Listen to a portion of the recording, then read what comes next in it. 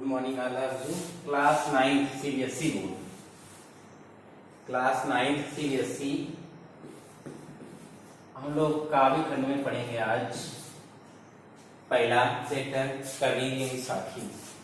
कबीर की रचना एक साखी, उसके बारे में पढ़ेंगे। Class 9th CBSE board Hindi काव्य खंड के अंतर्गत पहला चैप्टर है आपका कबीर। कबीर में पढ़ेंगे साखी। क्या पढ़ेंगे? साखी। पहले कबीरदास जी के बारे में थोड़ा जान लेते हैं। एक कबीर के जन्म और मृत्यु के बारे में अनेक कहानियां प्रचलित हैं। यानी कुछ लोग और बताते हैं, कुछ लोग और जगह बताते हैं। कहा जाता है सन 1398 ईस्वी में काशी में इनका जन्म हुआ। काशी यानी वाराणसी यानी बनारस में। सन 1518 के आसपास मगहर में इनका देहांत हो गया। कबीर ने विधिवत शिक्षा नहीं पाई थी, परंतु सत्संग, पर्यटन और अनुभव से उन्होंने ज्ञान प्राप्त किया था। भक्तिकालीन निर्गुण संत परंपरा के प्रमुख कवि कबीर की रचनाएं मुख्यतः कबीर ग्रंथावली में संग्रहित है, किंतु कबीर पंथ में उनकी रचनाओं का संग्रह बीजक प्रमाणिक माना जाता है। कुछ रचनाएं गुरु ग्रंथ साहिब में भी संकलित हैं। कबीर अत्यंत उदार, निर्भय, सद्गृहस्थ संत थे। राम और रहीम की एकता में कबीर विश्वास रखते थे। कबीर ने ईश्वर के नाम पर चलने वाले पाखंड, भेदभाव और कर्मकांड का खंडन किया है। उन्होंने अपने काव्य में धार्मिक, सामाजिक भेदभाव से मुक्त मनुष्य की कल्पना की है। ईश्वर प्रेम, ज्ञान तथा वैराग, गुरु भक्ति, सत्संग, साधु महिमा के साथ आत्मबोध और जगत बोध की अभिव्यक्ति उनके काव्य में हुई। कबीर की भाषा, सहजता उनकी काव्यात्मकता की शक्ति है। वे जन भाषा के निकट अर्थात जहाँ रहते थे उसी भाषा में, लोगों की जन भाषा में, लोगों की, आम लोगों की भाषा में ही उन्होंने अपनी रचनाएं लिखी।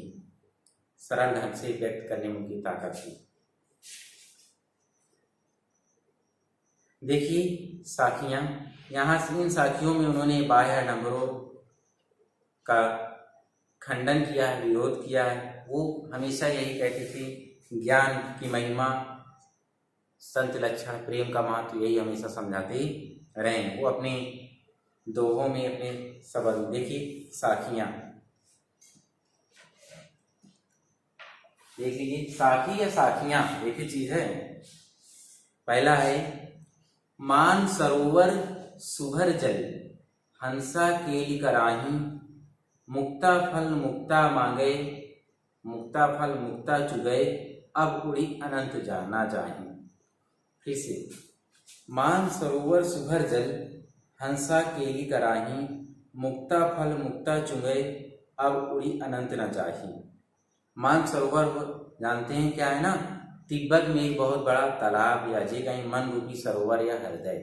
तिब्बत में एक स्थान है मानसरोवर, जहाँ लोग दर्शन करने के लिए जाते हैं, जहाँ से ब्रह्मपुत्र जैसी नदियाँ निकलती हैं। या ये कहें कि मानसरोवर या मन रूपी एक तालाब, यानी मन रूपी अर्थात हृदय रूपी एक तालाब। और क्या दिया है? सुभर। सुभर माने होता है अच्छी तरह भरा हुआ, अच्छी तरह भरा हुआ। हंस, हंसा केली कराई। हंस माने हंस पक्षी, जानते हैं जीव का प्रतीक। केली माने क्रीड़ा, केली माने क्रीड़ा, क्रीड़ा यानी खेलना, क्रीड़ा यानी करना, खेल कूद। कराही मतलब होता है करना, कराही मतलब करना। मुक्ता फल मतलब मोती या प्रभु की भक्ति, मोती या प्रभु की भक्ति। उड़ी मतलब उड़कर, उड़ी मतलब उड़कर। अनंत मतलब अन्यंत्र, कहीं और। अनंत मतलब अन्यंत्र, किसी और जगह। जाहि मतलब जाते हैं, जाहि माने जाते हैं। देखिए अब इसका मतलब समझिए। मान सरोवर सुभर जल, हंसा केली कराही, मुक्ता फल मुक्ता चुगए, अब उड़ी अनंत न जाएगी। मान सरोवर स्वच्छ जल से पूरी तरह भरा हुआ है। मान सरोवर स्वच्छ जल से पूरी तरह भरा हुआ है। उसमें हंस क्रीड़ा करते हुए मोतियों को चुन रहे हैं। उसमें हंस क्या कर रहे हैं? क्रीड़ा करते हुए, खेलते हुए मोतियों को चुग रहे हैं। इस आनंददायक स्थान को छोड़कर अन्य किसी अन्य जगह जाना नहीं चाहते हैं। मुक्ता फल मुक्ता चुगय अब उड़ी अनंत न जाहि।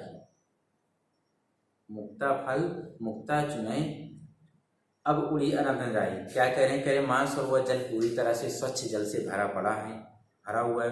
उसमें हंस क्रीड़ा कर रहे हैं, क्रीड़ा करते हुए मोतियों को चुग रहे हैं।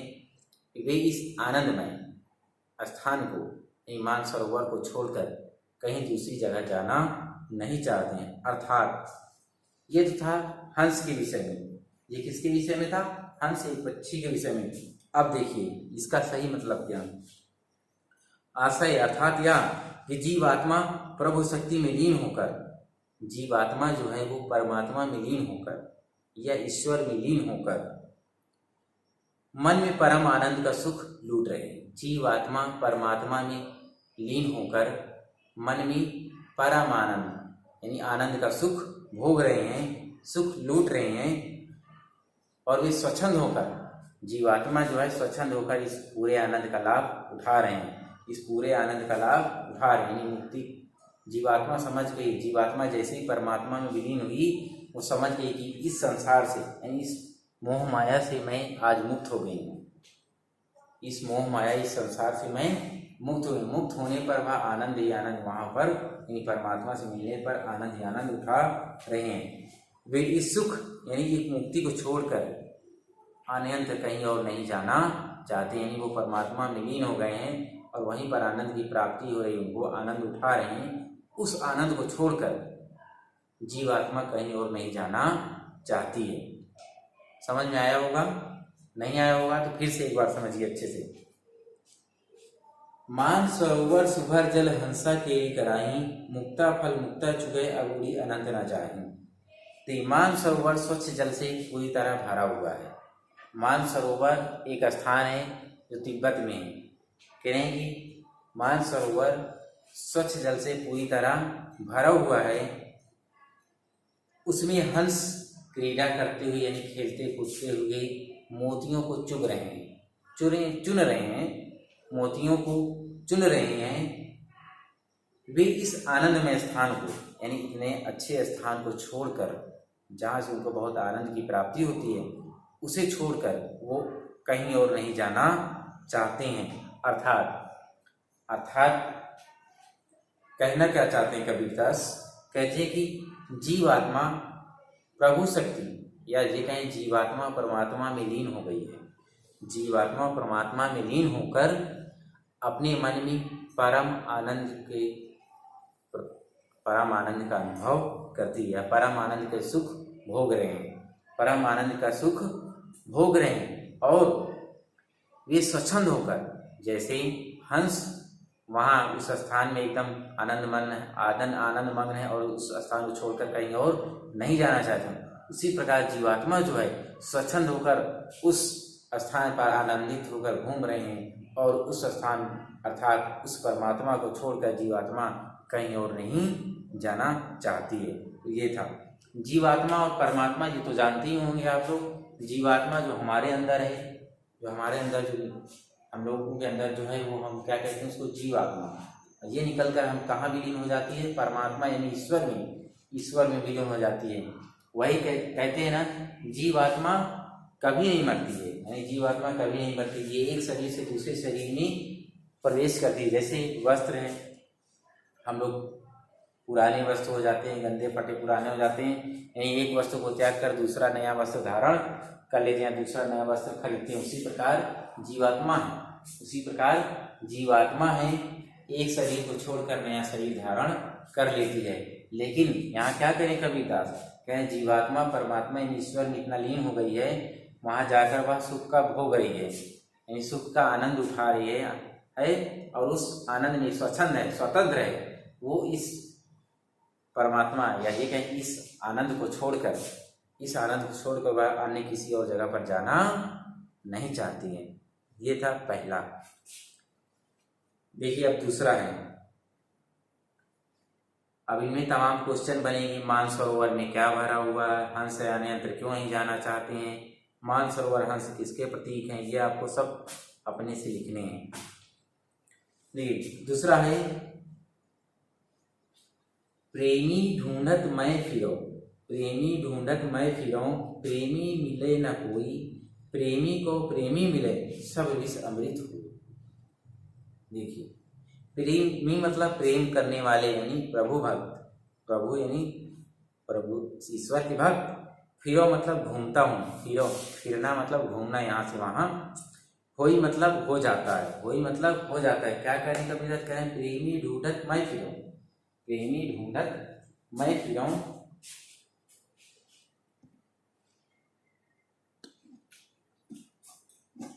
क्या करें करें, प्रेमी ढूंढत मैं फिरऊं, प्रेमी मिले न कोई, प्रेमी को प्रेमी मिले, सब विष अमृत हुए।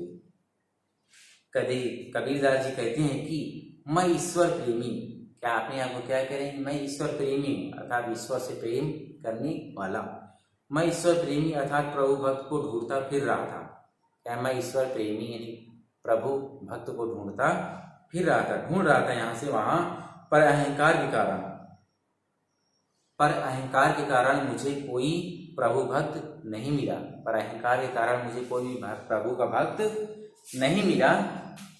जब दो सच्चे प्रभु भक्त मिलते हैं, क्या करें, प्रेमी को प्रेमी मिले, प्रेमी को प्रेमी मिले यानी जब दो प्रेमी मिल गए, दो सच्चे प्रभु भक्त मिल गए, तो मन की सारी विष रूपी बुराइयां समाप्त हो गई। मन में जितनी भी विष रूपी बुराइयां थी वो सब क्या हो गई, समाप्त हो गई, तथा मन में अमृतमय अच्छाइयां आ गई, अमृत हुई, तथा मन में अमृतमय यानी अमृत जैसी अच्छे गुण आ गए मन में।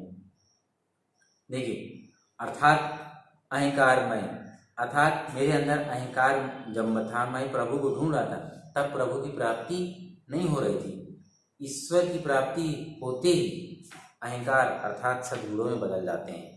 जैसे ही सच्चे ईश्वर की प्राप्ति हो गई, वही अहंकार सद्गुणों में बदल जाते हैं। फिर से इसको समझिए, आपने इससे पहले भी दोहा पढ़ा होगा, जब मैं था तब हरि नहीं, जब मैं था तब हरि नहीं, अब हरि है मैं नहीं, जब दीपक देखा माई सब अंधियारा मिट गया, जब दीपक देखा माई। ये आप लोगों ने पढ़ा होगा। उस ठीक वही ऐसे ही यहाँ पे, वहाँ क्या था, जब मेरे अंदर अहंकार था तब मुझे ईश्वर की प्राप्ति नहीं हुई थी, वही यहाँ भी है, वही यहाँ भी है। क्या है, प्रेमी ढूंढत मैं फिरो, प्रेमी मिले न कोई, प्रेमी ढूंढत मैं फिरो, प्रेमी न मिले कोई, प्रेमी को प्रेमी मिले, सब विष अमृत होई। कबीरदास जी कहते हैं कि मैं ईश्वर प्रेमी अर्थात प्रभु भक्त को ढूंढता फिर रहा था, यानी ईश्वर के भक्तों को ये ढूंढ रहे थे। कबीरदास जी कहें ईश्वर के भक्त अर्थात ईश्वर के भक्त को मैं ढूंढता फिर रहा था, पर अहंकार के कारण वो मुझे कहीं नहीं मिला। प्रेमी को प्रेमी मिले, जब दो सच्चे प्रेमी मिले यानी प्रेमी को प्रेमी मिला, जब दो सच्चे प्रेमी मिल गए तो उनके सारे मन में जो विष रूपी बुराइयां थी वह क्या हो गई, समाप्त हो गई। मन में विष रूपी जो बुराइयां थी वो समाप्त हो गई, तथा मन में अमृतमयी अच्छाइयां आ गई। अर्थात मेरे अंदर जब तक अहंकार था, मैं प्रभु को ढूंढ रहा था और प्रभु मुझे मिल नहीं रहे थे या प्राप्ति नहीं हो रही थी, लेकिन जैसे ही मुझे ईश्वर की प्राप्ति हुई, मेरे अंदर के अहंकार जो है वो सद्गुणों में यानी अच्छे गुणों में बदल गए। ये था दूसरा। अब पढ़ेंगे तीसरा।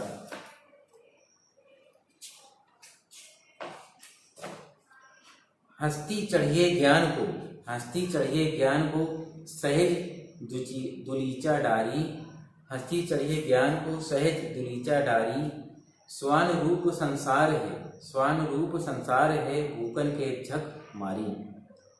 हस्ती चढ़िए ज्ञान को सहज दुलीचा डारी, स्वान रूप संसार है, भूकन दे झक मारी। हस्ती माने हाथी, हस्ती माने हाथी, और क्या दिया है, सहज माने प्राकृतिक समाधि, प्राकृतिक समाधि। दुलीचा माने कालीन, दुलीचा कालीन जो घरों में बिछाए जाते हैं, कालीन। स्वान माने होता है कुत्ता, स्वान मतलब कुत्ता। भूकन दे मतलब भौंकने दो, भूकन दे यानी भौंकने दो। झक मारना यानी समय बर्बाद करना, कहते हैं झक मारते रहते हो यानी कुछ करते भी नहीं है, ऐसे। देखिए, हस्ती चढ़िए ज्ञान को सहज ऋचा डारी, स्वान रूप संसार है भूखा दे झक मारी। कवि क्या कहें, ये कवि ज्ञान प्राप्ति में लगे साधकों को, यानी कवि उन लोगों से क्या कहें जो ज्ञान प्राप्त करने के लिए लगे हुए हैं। जैसे हम आप सब लोग ज्ञान प्राप्त करने के लिए लगे हुए रहते हैं, तो उन्हीं को संबोधित करते हुए कबीरदास जी क्या कहते हैं कि तुम ज्ञान रूपी हाथी पर सहज समाधि रूपी, क्या कह रहे हैं कि तुम ज्ञान रूपी हाथी पर, यानी हाथी क्या बताया है, ज्ञान रूपी हाथी पर सहज समाधि रूपी आसन यानी कालीन बिछा कर अपने मार्ग पर निश्चिंता पूर्वक चलते रहो। क्या कह रहे हैं कबीरदास जी, फिर से समझिए अच्छे से। कह रहे हैं कि तुम ज्ञान रूपी हाथी पर, हाथी को क्या बता दिया है, ज्ञान का प्रतीक बताया है। सहज समाधि रूपी आसन पर, कह रहे हैं उसकी समाधि व रूपी आसन पर कालीन बिछाकर, क्या बिछाकर अपने मार्ग पर निश्चिंता पूर्वक चलते रहो। कह रहा है जिस प्रकार हाथी जो होता है वो निश्चिंत होकर अपनी चाल से आगे बढ़ता रहता है, उसे किसी चीज की कोई चिंता नहीं रहती है, उसी प्रकार आप लोग ज्ञान रूपी, क्या कह रहे हैं कबीरदास जी कहते हैं कि तुम ज्ञान रूपी हाथी पर समाधि रूपी कालीन बिछाकर, समाधि रूपी समाधि बना लो हाथी के ऊपर, क्या बना लो, समाधि बना लो, यानी बैठ जाओ समाधि बनाकर। जैसे लोग ज्ञान के लिए समाधि बनाकर आसन बनाकर बैठ जाते हैं, वही करें समाधि रूपी आसन यानी कालीन बिछाकर अपने मार्ग पर निश्चिंता पूर्वक निश्चिंत होकर चलो, निश्चित होकर चलते रहो, किसी चीज की चिंता ना करो। स्वान रूप संसार है भूखन दे झक मारी, यह संसार कुत्ते के समान है, जो हाथी को चलते देखकर फालतू में भौंकता रहता है, निरुद्देश्य बेकार में भौंकता रहता है, लेकिन हाथी का कुछ बिगड़ता नहीं। वही तो कह रहा है, वही तो कबीरदास जी कह रहे हैं कि ज्ञान रूपी हाथी के आसन पर आप लोग बैठिए आराम से समाधि पर, ज्ञान रूपी जो आप ग्रहण कर रहे हैं उसमें आप निश्चिंत रूप से आगे बढ़ते रहिए। इस प्रकार हाथी निश्चिंत होकर आगे बढ़ता रहता है, और कुछ कुत्ते होते हैं जो भौंकते रहते हैं, उनको भौंकने दीजिए। अर्थात कहें मतलब ये साधक को ज्ञान प्राप्ति में लीन होकर दुनिया वाले, कहें साधक को ज्ञान प्राप्ति में इतना लीन हो जाना चाहिए, दुनिया वाले अनेक तरह की उल्टे सीधी चाहे जो बातें करें उसकी परवाह नहीं करनी चाहिए, यानी उसको चिंता बिल्कुल नहीं करनी चाहिए। उल्टी सीधी बातें करते हैं परंतु उसे दुनिया के लोगों की निंदा नहीं करनी चाहिए, यानी दूसरों के लोगों की निंदा की परवाह नहीं, यानी दूसरों के लोग जो बुराई करते हैं, निंदा करते हैं, उनकी परवाह नहीं करना चाहिए। जैसे हाथी चलता जाता है, कुत्ता भौंकता है, कोई फर्क पड़ता है उस पर, कोई फर्क नहीं पड़ता। उसी प्रकार क्या करें कबीरदास जी, कहें कि ज्ञान रूपी जो साधक क्या था, जो ज्ञान प्राप्त करना चाहते हैं, वो भी अपने लक्ष्य में लग जाएं, अपने लक्ष्य में एकदम लीन हो जाएं, और दुनिया वाले उल्टा सीधा जो भी उनके बारे में भला बुरा जो भी कहते हैं कहने दीजिए, उसकी चिंता आप लोग ना करें। समझ में आ गया होगा। देखिए आगे चौथा है, क्या है, पखा पखी के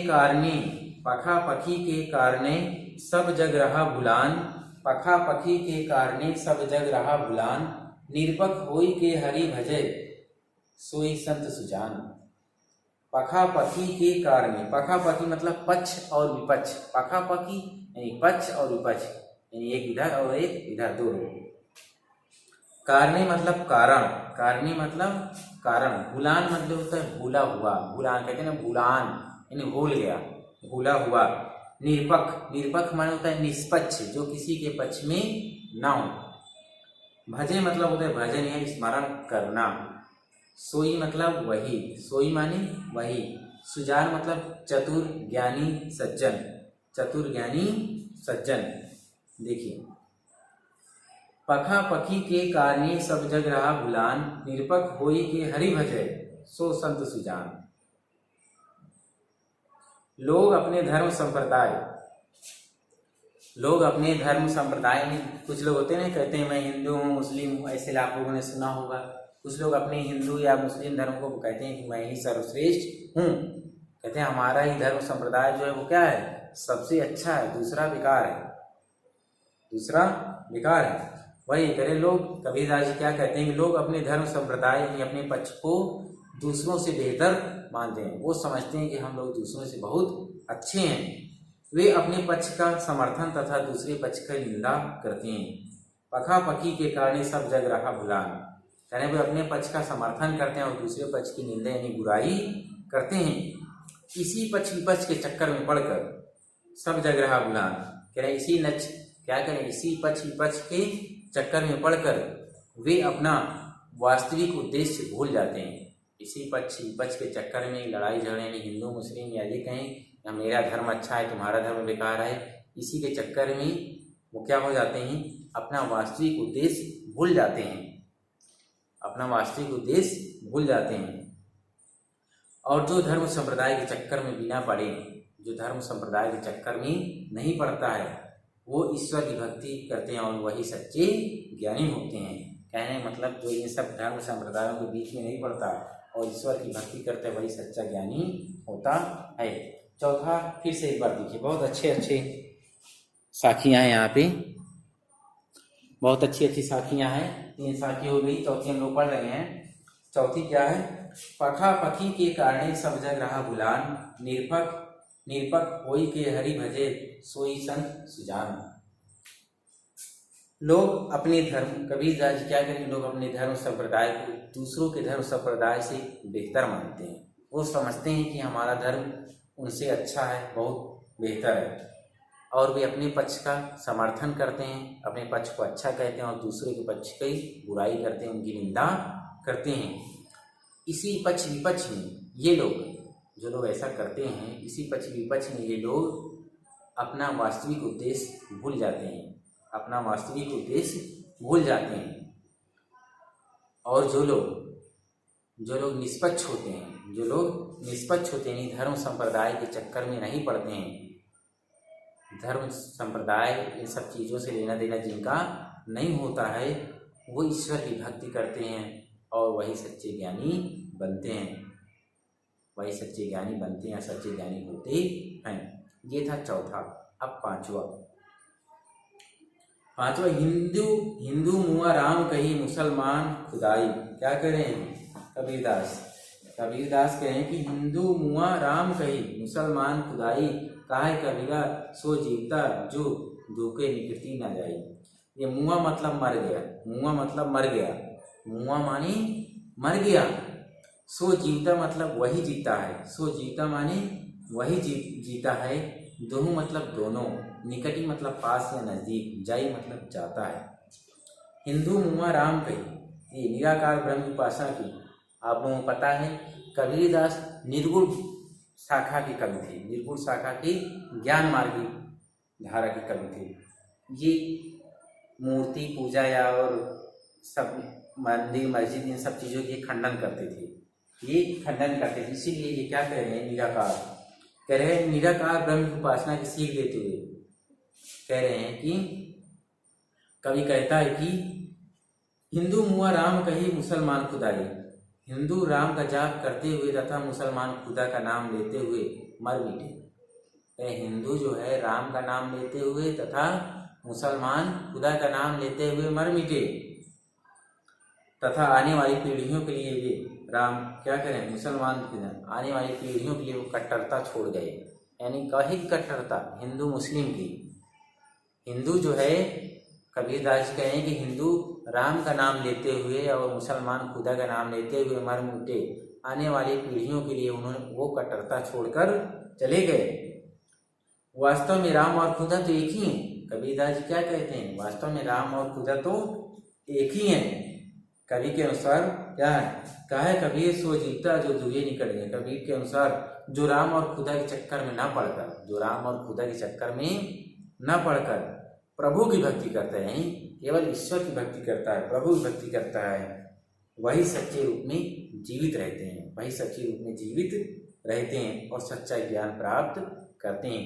कहने का मतलब ये कि हमें राम और रहीम या खुदा के चक्कर में पढ़कर आपस में उलझना चाहिए नहीं चाहिए, बल्कि हम जानते हैं रहीम क्या बताइए, राम रहीम सब एक हैं, यानी ईश्वर एक है। राम रहीम अल्लाह ये सब क्या है, एक है। क्या है, एक है।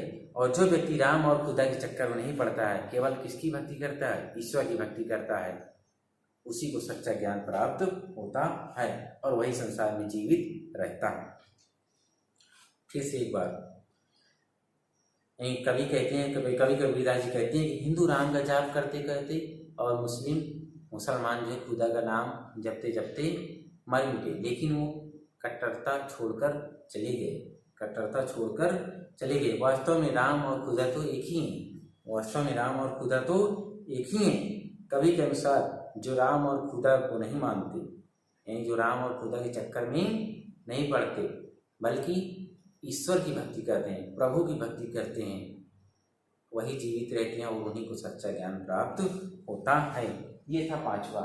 आई होप आपको समझ में आ रहा होगा अच्छे से।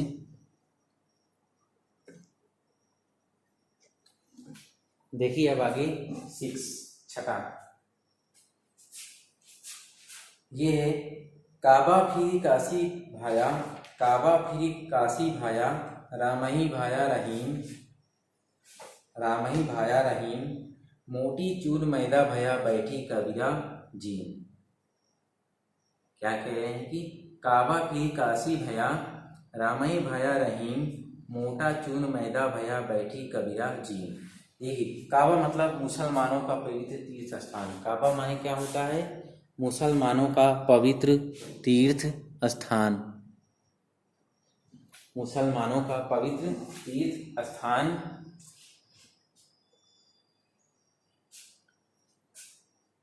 और काशी मानी हिंदुओं का, काशी यानी वाराणसी बनारस। काबा फिर काशी भया, काबा यानी मुसलमानों का तीर्थ स्थान, काशी यानी हिंदुओं का तीर्थ स्थान। भया मतलब हो गया, मोट चून मतलब मोटा आटा। क्या मतलब? मोट चून मतलब मोटा आटा। बैठी माने बैठकर। जी मतलब भोजन करना। जी माने भोजन करना। देखिए क्या करें, कभी कहते हैं कि काबा फिर काशी भया। ये कभी कहते हैं कि जब राम रहीम हिंदू मुसलमान के भेद से ऊपर उड़ गया, राम रहीम हिंदू मुसलमान के भेद से ऊपर उड़ गया, तो मेरे लिए काशी तथा काबा में कोई अंतर नहीं रहे। यानी काशी और काबा में मेरे लिए कोई अंतर नहीं रह गया है। क्या कहते हैं कबीरदास जी? कहते हैं कि जब मैं राम रहीम हिंदू मुसलमान के भेद के मैं जान गया कि मैं ये कहें कि राम रहीम और हिंदू मुसलमान में मैं जान गया कोई अंतर नहीं है, कि मेरे लिए काशी और काबा में भी कोई अंतर नहीं है, मेरे लिए ये दोनों एक हैं। मन की जिस कलुषता के कारण, क्या करें, मोट चून मैदा भया बैठे कबीरा जी। मन की जिस कलुषता के कारण, जिस मोटे आटे को अखाद्य समझ रहा था, कह रहे मन में जिस कलुषता के कारण या ईर्ष्या के कारण जिस मोटे आटे को मैं अखाद्य समझ रहा था, यानी वह अखाद्य मतलब कि खाने योग्य नहीं है समझ रहा था, अब वही बारीक मैदा हो गया है। अब वही क्या हो गया है? बारीक मैदा हो गया है। जैसे ही मुझे राम रहीम और हिंदू मुस्लिम का भेद मिट गया मेरे अंदर से, और जिस आटे को मैं खाने के योग्य सब नहीं समझ रहा था, मैं सोच रहा था कि यह आटा मोटा आटा है या खाने के योग्य नहीं है, अब वही आटा क्या हो गया है? मैदा हो गया, जिसे मैं आराम से खा रहा हूँ। अर्थात जैसे ही मेरे मन से सांप्रदायिकता यानी धर्म का भेदभाव समाप्त हो गया, मुझे सच्चे ज्ञान की प्राप्ति हो गई। फिर से एक बार 6 वाला। काबा फिरी काशी भया रामही भया रहीम मोट चून मैदा भया बैठा कबीरा जी। कबीर कहते हैं कि मैं जब राम रहीम हिंदू मुसलमान से ऊपर उठ गया हूँ या जान गया हूँ, समझ गया हूँ, तो मैं काशी और काबा में मेरे लिए कोई अंतर नहीं है। मेरे मन की कलुषता, मेरे मन की जो कलुषता, जिस मोटे आटे को मैं अखाद्य नहीं समझ रहा था या खाने योग्य नहीं है, वही मोटा आटा मैदे के समान हो गया, जिसे मैं अब खा रहा हूँ। अर्थात मेरे मन से सांप्रदायिकता या जो भावना अब समाप्त हो गई है, मेरे मन से सारी कृष्टता समाप्त हो गई है। ये था 6 वाला। कबीरदास के हम लोगों ने आज 6 साखियां पढ़ी हैं। इन 6 साखियों को आप लोग घर पर रिवीजन करिएगा, इनको एक बार फिर से पढ़िएगा अच्छे से।